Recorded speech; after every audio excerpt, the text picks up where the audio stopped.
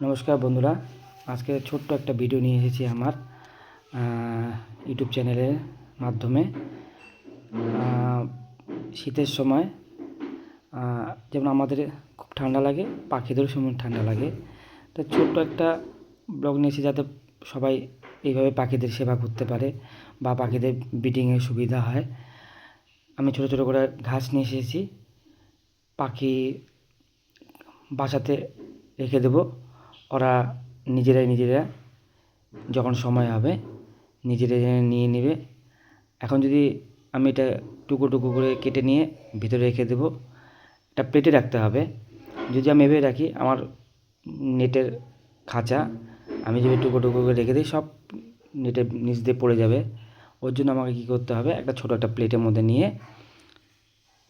খাঁচার ভিতরে রেখে দিতে হবে।